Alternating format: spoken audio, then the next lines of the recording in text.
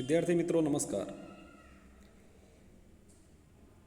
રાજેન્દ્ર પડિયાર હું પોતે યુટ્યુબ ચેનલમાં આપ સર્વેનું હાર્દિક સ્વાગત કરું છું. પ્રકરણ 11 ધોરણ 9 સામાજિક વિજ્ઞાન વિષયમાં અંતિમ ભાગમાં આપણે બે મહત્વપૂર્ણ પ્રશ્નોની ચર્ચા કરવાની છે અને બંને પ્રશ્નો એવા છે કે જે પરીક્ષામાં પૂછાયેલા છે. હું કદાચ મારા અનુભવના આધારે એવું કહીશ કે પાઠ નંબર 11માં જ્યારે એને ચલાવવામાં આવ્યો છે વિદ્યાર્થીઓ સમક્ષ, ફેસ ટુ ફેસની વાત કરીએ છીએ આપણે, ઓનલાઈન વાત નથી કરતા, એને સમજવામાં અને લખવામાં અને ત્યારબાદ એનું પરીક્ષાની અંદર જ્યારે વિદ્યાર્થીઓનું લખાણનું મેં નિરીક્ષણ કર્યું છે ત્યારે સર્વોચ્ચ અદાલત અને વડી અદાલતના કાર્યક્ષેત્રમાં વિદ્યાર્થીઓને ખૂબ તકલીફ પડી છે. ખાસ કરીને એવરેજ વિદ્યાર્થીઓને જે બહુ સારું કરવા ટેવાયેલા નથી, ક્યાંક એમનામાં આળસ છે, જાગૃતતાનો અભાવ છે એવા વિદ્યાર્થી. પરંતુ સાથે સાથે પોઝિટિવ બાબત કરીએ તો, વિચારીએ તો ખાસ કરીને લોક અદાલત જે વધારે પૂછાય એવો પ્રશ્ન પણ છે અને ન્યાયતંત્રની સ્વતંત્રતા, આ જે બે મહત્ત્વપૂર્ણ પ્રશ્નો છે એ બંનેની અંદર વિદ્યાર્થીઓએ સારું પરફોર્મ કર્યું છે, પ્રમાણમાં ખબર પડી છે, ખૂબ સારું લખ્યું છે. તો આ સમયે જ્યારે વિડીયો બનાવી રહ્યો છું, ખાસ કરીને જે વિદ્યાર્થીઓ માટે અમે સંપૂર્ણ એવી અપેક્ષા રાખીએ છીએ કે અગાઉ જે પ્રમાણે વિદ્યાર્થીઓએ પરફોર્મ કરી અને આ પ્રશ્નો તૈયાર કરી અને લખ્યા છે, આપ પણ ઘરે બેઠા બેઠા પણ ખૂબ સારી રીતે તૈયાર કરી અને લખશો અને તમારું જે જરૂરિયાત છે પરીક્ષા માટે તૈયારી કરવાની, એમાંનો જો પ્રશ્ન હોય તો જે જવાબદારી છે તમારી એ પ્રમાણે તૈયાર કરશો સચોટ રીતે. અને કોઈપણ પ્રકારની ક્વેરી હશે તો આપણે જે ઓનલાઈન થઈએ છીએ એમાં આપણે માર્ગદર્શન પણ મેળવીશું. લોક અદાલત નામ ઉપરથી સ્પષ્ટ છે, લોકોની અદાલત. જેવી રીતે લોકશાહી શબ્દ છે મિત્રો, લોકો માટેની એક શાસન પ્રણાલી, એવી રીતે લોક અદાલત એટલે સિમ્પલ અર્થ છે લોકો માટેની અદાલત. દિવસે દિવસે જે પ્રકારની પરિસ્થિતિ પેદા થઈ રહી છે વસ્તીના અનુસંધાનમાં, મોંઘવારી જે રીતે વધી રહી છે એ પ્રમાણે ન્યાયિક જે વ્યવસ્થા છે એમાં પણ સ્વાભાવિક છે કે કેટલાક લોકોને એનો સામનો કરવો પડશે, એટલે કે ન્યાય પ્રણાલી આપણી ધીરે ધીરે મોંઘી થઈ રહી છે. તો એવા સમયે જે ગરીબ અથવા શોષિત લોકો છે એમનું શું? આપણે આગળના ભાગમાં વાત કરી હતી કે આપણી ન્યાય પ્રણાલી પર આજે પણ સામાન્ય માણસને ખૂબ વિશ્વાસ છે અને માટે જ ભારતની લોકશાહી ટકી રહી છે. તો આવા ગરીબ, નબળા તેમજ શોષિત લોકોને ઝડપી તેમજ સસ્તો ન્યાય મળે અને ન્યાય પ્રક્રિયામાં થતો વિલંબ નિવારવા માટે ગુજરાત રાજ્ય દ્વારા સૌ પ્રથમવાર લોક અદાલતની રચના કરવામાં આવી, જેના અનુસંધાનમાં આપણે યાદ રાખવાનું છે કાનૂની સેવા સત્તા મંડળ અમદાવાદ એના ઉપક્રમે આવા ગરીબ, નબળા અને શોષિત લોકોને મફત કાનૂની સહાય અને માર્ગદર્શન કેન્દ્ર તરીકે કાર્ય કરે છે. એટલે પહેલાં તો આ વસ્તુ આપણે સ્પષ્ટ કરી લઈએ કે લોક અદાલત કોના માટે? તો ગરીબો, નબળા વર્ગો અને શોષિતોને ઝડપી, સસ્તો અને સરળ ન્યાય મળી રહે. ગુજરાતમાં એની શરૂઆત થઈ. જે લોકો આ ન્યાય મેળવવા માગે છે એ અમદાવાદમાં કાનૂની સેવા સત્તા મંડળ, જ્યાં મફત કાનૂની સહાય અને માર્ગદર્શન આપણને મળી રહે છે. લોક અદાલત કેવી રીતે અને ક્યાં કાર્ય કરે છે? તો રજાના દિવસોમાં, એટલે માની લો કે રવિવાર છે અથવા તો નાતાલ જેવો કોઈ રજાનો તહેવાર છે, તો એવા કોઈ દિવસે પક્ષકારોની સંમતિથી, જે લોકો લોક અદાલતમાં જવા માંગે છે એમની સંપૂર્ણ સંમતિથી સ્વૈચ્છિક ધોરણે, એટલે પોતાની સંપૂર્ણ મરજીથી જિલ્લા કે તાલુકાના મુખ્ય મથકે તેનું આયોજન કરવામાં આવે છે. એટલે એક ચોક્કસ તારીખ અને સ્થળ પસંદ કરવામાં આવે છે. મોટે ભાગે એમાં મોટર વાહન અકસ્માત અને વળતર, જે સ્થાનિક લેવલના નાના નાના કેસો હોય છે એનો ઝડપી નિકાલ થાય એ હેતુ છે. એટલે અકસ્માતનો પ્રશ્ન હોય વાહનનો, વળતરનો કોઈ પ્રશ્ન હોય, છૂટાછેડા, ભરણ પોષણનો, કોઈ વ્યક્તિ બીજા પાસે લેવડ દેવડ કરી હોય તો લેણા, લેવડ એટલે લેવું, લેણા, અન્ય કોઈ ખાનગી ફરિયાદ હોય, પોલીસ ફરિયાદ હોય, આ પ્રકારના કેસો મોટે ભાગે એ જિલ્લા કે તાલુકાના નક્કી કરેલા સ્થળે અને સમયે બંને પક્ષોની સર્વસંમતિથી ત્યાં હાજર થવાનું હોય છે. ત્યાં આગળ વકીલો, સામાજિક કાર્યકરો, કેળવણીકાર એટલે શિક્ષણવિદ, જાણીતા નાગરિકો, ઉદ્યોગપતિઓ, પોલીસ અધિકારીઓ, વીમા કંપનીના અધિકારીઓ તેમજ ન્યાયાધીશ અથવા કોઈ ન્યાયિક અધિકારી હાજર રહેતા હોય છે.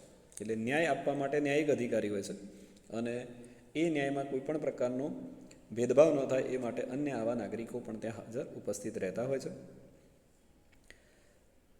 મૂળ હેતુ શું છે લોક અદાલતનો? તો અહીંયા બંને પક્ષકારો વચ્ચે તેમને સંતોષ થાય, કાયમી શાંતિ અને સુલે બંને વચ્ચે થઈ રહે અને ખાસ કરીને સમાધાન બેઝ ઉપર જવાનું હોય છે. મિત્રો, હું મારા પ્રત્યક્ષ અનુભવની વાત કરું એટલે મારે તો ભગવાનની દયાથી ક્યારે જવું પડ્યું નથી અને આશા રાખું કે તમારે પણ ન જવું પડે. પરંતુ ક્યાંક આપણે બીજાના સપોર્ટમાં જ્યારે ન્યાય પ્રક્રિયામાં કે પોલીસ સ્ટેશનમાં જઈએ છીએ ત્યારે ચોક્કસ અનુભવ થયો છે કે છેલ્લે તો સમાધાન જ આવે છે. મોટે ભાગે કોર્ટનો પણ એવો આશય હોય છે કે બને ત્યાં સુધી આ મામલાનો કોર્ટની બહાર નિકાલ લાવવામાં આવે, કારણ કે કોર્ટ જ્યારે પોતાના નિયમોને અધીન શિક્ષા કરે છે ત્યારે કોઈને અતિશય ભોગવવાનું આવતું હોય છે. એટલા માટે બંને પક્ષોને સમજાવવામાં આવે છે, બંને વચ્ચે કાયમ મિત્રતાનું, શાંતિનું વાતાવરણ રહે એ માટે સમાધાન કરાવવામાં આવે છે.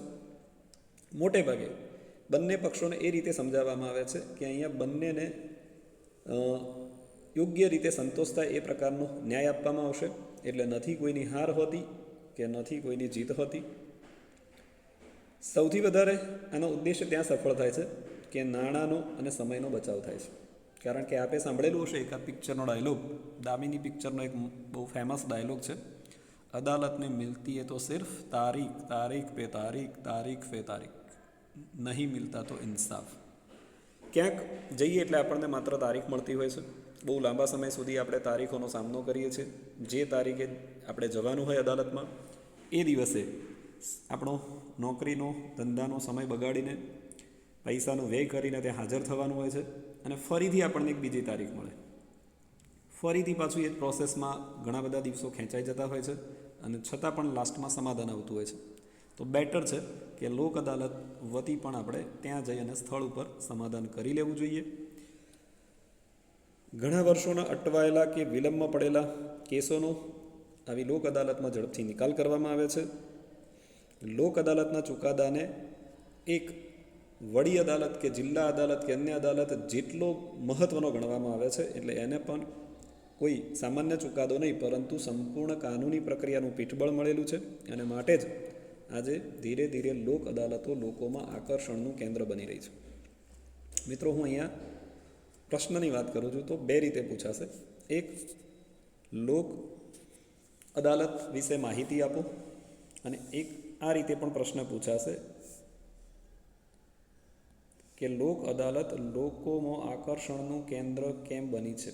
તો અહીંથી પણ તમારે જવાબ એટલે કે પ્રશ્ન પૂછી શકાય છે, તમારે એમાં જવાબ લખવાનો છે. ક્યારેક પેટા પ્રશ્ન પણ પૂછી શકાય, હેતુલક્ષી પણ પૂછી શકાય. હેતુલક્ષી શરૂઆતમાં છે કે ખાસ કરીને લોક અદાલતોની રચના શા માટે કરવામાં આવી છે? તો નબળા, શોષિત અને ગરીબોને ઝડપી, સસ્તો અને વિલંબ વગરનો ન્યાય આપવા માટે. અને ગુજરાતમાં એની શરૂઆત અથવા તો મફત કાનૂની સહાય ક્યાં છે? તો એ આપણે લખવાનું રહે છે. અહીંયા એક સારો પ્રશ્ન છે, ખૂબ ધ્યાનથી આપણે તૈયાર કરવાનો છે, એવું મેં આગળ કહ્યું છે. એ પૂર્ણ થાય છે. હવે આપણો અંતિમ પ્રશ્ન છે, એટલે કે અંતિમ ભાગ અને એનો અંતિમ પોઈન્ટ છે, જેના ઘણા બધા મુદ્દા, ઘણા એટલે લગભગ 50%થી વધારે મુદ્દા એ કાં તો ચેપ્ટર 8 ધોરણ 9માં જ અથવા ચેપ્ટર 10માં આવી ગયા છે. કંઈક નવું છે તો એને શીખવાનો અને સમજવાનો આપણે પ્રયત્ન કરવાનો છે. ન્યાયતંત્ર સ્વતંત્ર કેમ હોવું જોઈએ? તો પહેલાં તો નાગરિકોના મૂળભૂત હકોનું રક્ષણ થાય, જે 5 મહત્ત્વના હકો છે. દરેક નાગરિક સામાજિક, રાજકીય અને આર્થિક રીતે સમાન બને એ પ્રકારની ન્યાય વ્યવસ્થા સ્થાપવાનું આપણા બંધારણમાં નિશ્ચિત થયું છે. સાથે સાથે ધારાસભા અને કારોબારીથી ન્યાયતંત્ર સંપૂર્ણ સ્વતંત્ર રહે તો જ એ તટસ્થ અને નિર્ભીક રીતે પોતાનો ન્યાય આપી શકે. આવી ચર્ચા આવી ગયેલી છે. કદાચ ઉદાહરણો પણ આપણે આપેલા છે કે ક્યારેક ન્યાયતંત્રમાં બેઠેલા જે સર્વોચ્ચ ન્યાયાધીશો હોય છે એ કોઈ લાલચ, ડર અથવા તો કોઈ લાગવક કે અન્ય રીતે ગેરરીતિથી ન્યાય આપે છે ત્યારે આપણી ન્યાય વ્યવસ્થા એનું યોગ્ય અવલોકન થતું નથી. લોકોનો એના પરથી વિશ્વાસ કદાચ હટી શકે છે, ગુમાવી શકે છે ન્યાય વ્યવસ્થા. માટે આ પ્રકારની જે પણ ગેરરીતિઓ છે એને નિવારવા માટે ન્યાયાધીશો સંપૂર્ણ સ્વતંત્ર, નિર્ભીક, શરમ, લોભ, લાલચ કે ડર વગર ન્યાય આપે તે જરૂરી છે. અને એ પ્રકારની બંધારણીય જોગવાઈ આપણા ત્યાં કરવામાં આવી છે. આપણું ન્યાયતંત્ર સરકાર તરફી કે સરકાર પ્રત્યે પક્ષપાતી વલણ ધરાવતું ન હોવું જોઈએ. મોટે ભાગે મિત્રો એવું થતું હોય છે કે કેન્દ્રમાં જે સરકાર એટલે કે જે પક્ષની સરકાર કાર્ય કરતી હોય છે તો કદાચ ન્યાય વ્યવસ્થા એના તરફમાં અથવા એના વિરુદ્ધમાં જતી હોય કોઈ ન્યાય વ્યવસ્થા. આવું ક્યારેક બને છે અથવા તો કોઈને લાગે છે. આ મારા શબ્દો નથી, અનુભવના આધારે કહીએ છીએ આપણે. તો આપણી ન્યાય વ્યવસ્થા એવી હોવી જોઈએ કે સરકારનો કોઈ નિર્ણય હોય કે વિરોધ પક્ષનો નિર્ણય હોય એમાં એ તટસ્થ રીતે પોતાની કાર્યવાહી કરે. ન સરકારના પક્ષમાં હોય કે ન સરકારની વિરોધમાં હોય. જે સત્ય છે એ લોકો સમક્ષ મૂકે. આ પ્રકારની વ્યવસ્થા આપણા ત્યાં હોવી જરૂરી છે. આ માટેની વ્યવસ્થા પણ આપણા ત્યાં કરેલી છે કે ન્યાયાધીશોની નિમણૂક કરવાની હોય, એમની લાયકાતની બાબતો હોય, એમની પગાર, ભથ્થા, બદલી, બઢતી કે નિવૃત્તિ હોય. એટલે કે માની લો કે ન્યાયાધીશની નિમણૂક કરવાની આવે છે તો એમાં લાયકાતના જે ધોરણો નક્કી કરેલા છે, એમના પગારમાં વધારો કે ઘટાડો, એમને મળતા ભથ્થામાં વધારો, એમની બદલીની પ્રક્રિયા, એમનું પ્રમોશનની પ્રક્રિયા અથવા તો એમની નિવૃત્તિ હોય. આ સંપૂર્ણ પ્રક્રિયા આપણા બંધારણમાં જે સુસ્થાપિત વિધિ છે, બંધારણીય જોગવાઈઓ છે એના આધારે કારોબારી દ્વારા કરવામાં આવે છે. એટલે કે આ બધી જ પ્રક્રિયા, એના પગાર કરવાની પ્રક્રિયા, એની નિમણૂક કરવાની પ્રક્રિયા, એની બઢતીની પ્રક્રિયા, એની બદલીની પ્રક્રિયા એ કારોબારીના હાથમાં છે અને અમુક મુદ્દતને આધીન એ કરવામાં આવતો હોય છે. પરંતુ જે કારોબારી એની નિમણૂક કરે છે એ મનસ્વી કે રાજકીય પ્રભાવ હેઠળ કોઈ પણ ન્યાયાધીશને હોદ્દા પરથી દૂર નથી કરી શકતી. આ એક સરસ મજાની જોગવાઈ બંધારણમાં કરવામાં આવી છે જેથી ન્યાયાધીશો કારોબારીના દબાણમાં ન રહે. જો આ જોગવાઈ ન હોય તો કારોબારીના સંપૂર્ણ નિયંત્રણ હેઠળ રહેતા હોય છે ન્યાયાધીશો, રહી શકે છે. પરંતુ આ પ્રકારની જોગવાઈના કારણે ન્યાયાધીશ સંપૂર્ણ પોતાની મરજીથી સ્વતંત્ર ન્યાય આપી શકે છે. પગાર, ભથ્થા, નોકરીની શરતો, બઢતી, બદલી, નિવૃત્તિના લાભો કે પેન્શન ફંડ, આ બધી જ બાબતોમાં ન્યાયાધીશને નુકસાન થાય એ રીતે કોઈ ફેરફાર કારોબારી દ્વારા ન કરી શકાય. જો આ કારોબારી એને નિમણૂક આપી શકે, એના ફેરફાર કરવાની સત્તા કારોબારીની હોય તો ન્યાયાધીશો હંમેશા એના દબાણમાં રહેશે. માટે આ વ્યવસ્થા આપણા ત્યાં કરેલી છે. આ ઉપરાંત ન્યાયાધીશોની ફરજ દરમિયાન જ્યાં સુધી એ ફરજ પર ચાલુ હોય છે ત્યાં સુધી એમના વર્તન અંગે, ચુકાદા અંગે સંસદ કે વિધાનસભામાં ચર્ચા ન કરી શકાય. ન્યાયાધીશ એ પોતે એક માણસ હોય છે અને આ માણસના કારણે એનાથી પણ ક્યાંક ભૂલ થઈ શકે છે અને એટલા માટે એમના કોઈ વર્તન અંગે કે એમના ચુકાદા અંગે કદાચ ક્યાંક ચુકાદામાં વિરોધાભાસ થયો હોય અથવા તો એમનાથી ક્યાંક વર્તન ખરાબ થઈ ગયું હોય તો એની સંસદ કે વિધાનસભામાં કોઈ પણ પ્રકારની ચર્ચા નથી થઈ શકતી કે એના ઉપર કોઈ પણ પ્રકારની ટીકાત્મક સમીક્ષા પણ નથી થઈ શકતી. આ ઉપરાંત ન્યાયાધીશો પણ થોડા દબાણમાં રહે તે માટે નિવૃત્તિ બાદ તેઓ કોઈ અદાલતમાં વકીલાત નથી કરી શકતા. કારણ કે ન્યાયાધીશ પદની જે ગરિમા છે એ અહીંયા ઓછી ન થાય એ માટેની સંપૂર્ણ જોગવાઈઓ અહીંયા કરવામાં આવી છે. આ જે પણ જોગવાઈઓ કરવામાં આવી છે એનો મુખ્ય ઉદ્દેશ છે ન્યાયાધીશ સંપૂર્ણ નિડરતાથી, પ્રમાણિકપણે, સ્વાભિમાન સાથે, નિર્ભીકપણે, સ્વતંત્ર અને તટસ્થ રીતે પોતાની ફરજો અદા કરી શકે, લોકોને સાચો, પારદર્શીય, ઝડપી ન્યાય આપી શકે. એ હેતુથી ખાસ અદાલતની રચના કરવામાં આવી છે. આ ઉપરાંત અદાલતની અંદર જાહેર હિતના દાવા, એક નાનકડો પ્રશ્ન પણ ક્યારેક પૂછાતો હોય છે તો એ જાહેર હિતના જે પ્રશ્નો છે, મહત્ત્વની જે જાહેર સમસ્યાઓ છે, એના ઉકેલ માટે એક સામાન્ય પોસ્ટકાર્ડ અથવા પત્ર દ્વારા કોઈપણ ફરિયાદ કોઈપણ સામાન્ય નાગરિક વડી અદાલત અથવા સર્વોચ્ચ અદાલતમાં કરી શકે છે. અને માત્ર આ પત્ર દ્વારા કે પોસ્ટકાર્ડ દ્વારા જે અરજીઓ કરવામાં આવે છે એને પણ વડી અદાલત અથવા સર્વોચ્ચ અદાલત એક સામાન્ય જે અરજીઓ થતી હોય છે એ રીતે એનો સ્વીકાર કરે છે અને વહીવટતંત્ર વિરુદ્ધ ક્યારેક એવા ચુકાદાઓ આપ્યા છે જે આજે ઇતિહાસ બની ગયા છે, જે ભારતીય ન્યાયતંત્રની ખૂબ જ સક્રિયતા દર્શાવે છે. મિત્રો, અહીંયા ન્યાયતંત્રની સ્વતંત્રતામાં ઘણું બધું આપણે સમજવા જેવું છે, સમજીએ એટલું ઓછું છે, પરંતુ ટેક્સ્ટબુકના અનુસંધાનમાં આપણે જવાનું છે અને એ પ્રમાણે આ એક મહત્ત્વપૂર્ણ પ્રશ્નો અહીંયા પૂરો થાય છે. આને સમજી વિચારી અને લખવાનો આપ પ્રયત્ન કરશો. જય હિન્દ, જય ભારત,